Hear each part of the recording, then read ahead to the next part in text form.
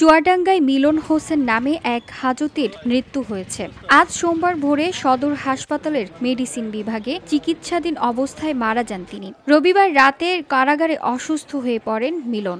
এ সময় জেল কর্তৃপক্ষ দ্রুত তাকে চুয়াডাঙ্গা সদর হাসপাতালে ভর্তি করে। সেখানে চিকিৎসাধীন অবস্থায় তার মৃত্যু হয়।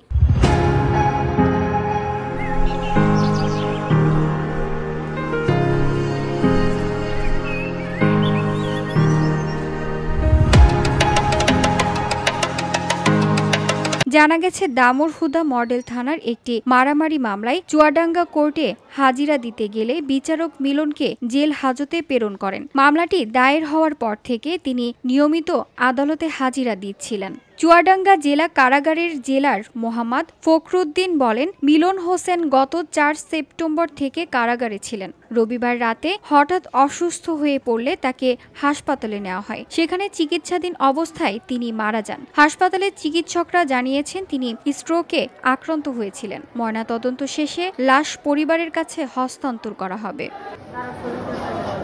চুয়াডাঙ্গা সদর হাসপাতালের ভারপ্রাপ্ত আবাসিক medical officer doctor Wahid Mahmud Robin বলেন, চিকিৎসাধীন অবস্থায় মিলন নামের একজনের মৃত্যু হয়েছে। ময়নাতদন্ত হলে মৃত্যুর সঠিক কারণ বলা সম্ভব হবে। তবে প্রাথমিকভাবে ধারণা করা হচ্ছে স্ট্রোকে আক্রান্ত হয়ে তার মৃত্যু হয়েছে। VOD Bangla news desk.